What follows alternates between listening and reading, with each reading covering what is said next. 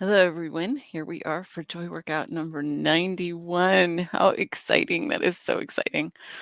I am so grateful to our subculture of wellness here at Joy Based Living. So yesterday I posted my Joy Workout. I was having a sad moment. I was having a sad few hours, and I was having a sense of not really knowing what to do with it, but not demanding of myself that I should, or that I should figure it out or make it snap, go away, immediate gratification. And one of our community members reached out to me today and said, "How are you today?" Which I so appreciated, because that sentence came from conscious awareness. She did not say, "Are you still sad? Are you okay?" Which would have probably pissed me off. That's how we trigger each other into bad feelings without meaning to. That's how trauma actually gets perpetuated without meaning to. And so it made me really, really, really grateful for having a conscious community around me. And I wanted to say a few things about it. I've been listening to Alan Watts today. One of the things I like to do on Sundays is really kind of uber listen to like really cool philosopher people. And he's a funny philosopher to me from the 60s and 70s. Brilliant, wise. He brings the East to the West in a brilliant way, the wisdom of the East to the West. And he was talking about spotlight consciousness versus floodlight. And I'm going to bridge this into the 12 practices and also into the Sanctuary ebook, so that you'll see the connection there. Spotlight consciousness versus floodlight. And what he was saying is that nature works like all at once. Everything is happening all at once. The weather and the plants growing, or the leaves dropping, or the and the lion eating their whatever, or resting, or like everything is happening all at once. And I'll come back to that in a minute. So nature all at once, it's like a wider point of view. What he was saying, what Alan Watts was saying, was that spotlight consciousness is when you go, I call it the pointy people, the pointy moments, the pointy things. What's wrong? What are you doing? Are you doing it right? If you would only just blah, blah, blah. And we talk to ourselves that way. And I was thinking about all the fairy tale characters that I created, that Vito painted, the snail and the elephant and the turtles. And, and I think we don't look at them under a spotlight. We just think they're adorable. I mean, we're just like, oh my God, that one's so beautiful. And Jonah the traveling turkey, we look at them from a floodlight consciousness rather than a spotlight consciousness. And if you think about, in the Sanctuary book, the overall theme is like, healing trauma, 4 mantras for healing from emotional trauma, thriving after emotional trauma. So much of it is about validating the self. But if you take the same spotlight consciousness that hurts you in order to fix you, you're still fucked. Sorry, not sorry. It's like, well, they said, I was this, and so I'm going to not be that. I'm going to be this. It's still spotlight. And we don't do that to like healthy infants or healthy little puppies. We're just like, oh, and why not look at ourselves that way? And so that would be floodlight consciousness. And then I started thinking about what makes our culture at Joy Based Living healthy for those who have been consciously doing the practices over years now. There's a couple things, and one of them is that we each have a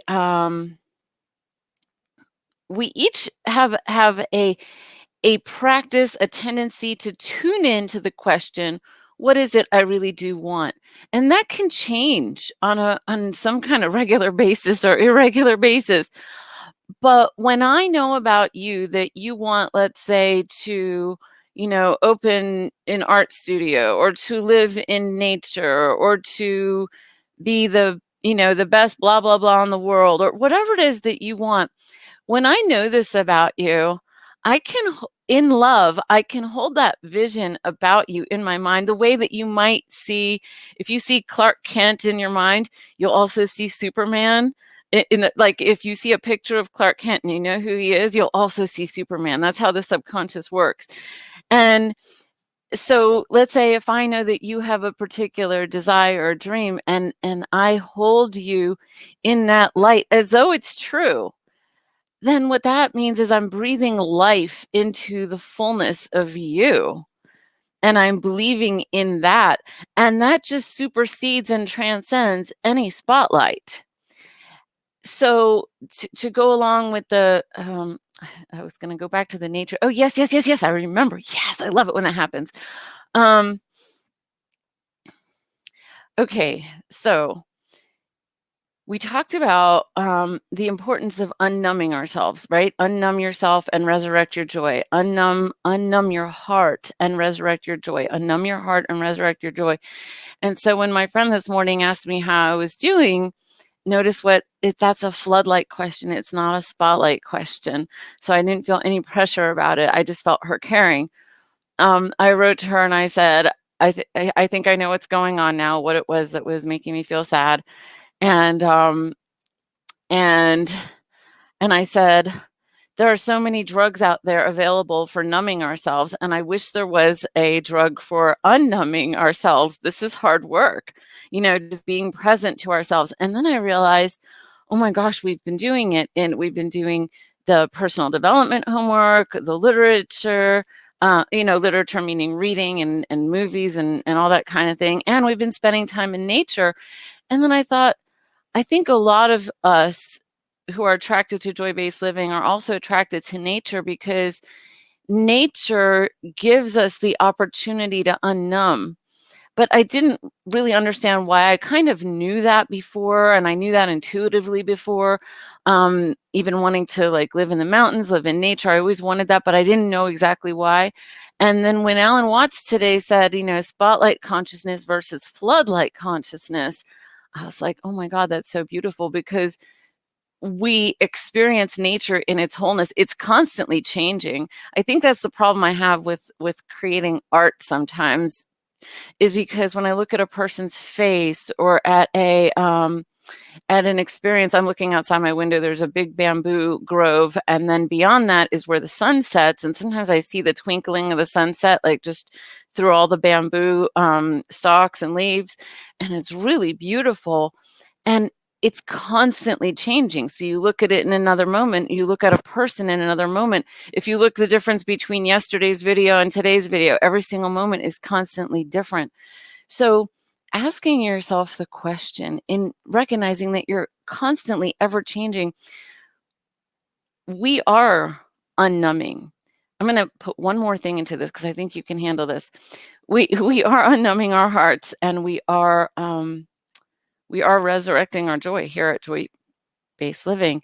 The other thing is, when you know what you really want and you go for it, and you let your heart feel full with the joy and the sense of possibility, one of the things that can happen is the part of you that's used to being your old self can do things and bring up things. And I'm talking magically. I'm talking manifestations of holy cow, how did that come here?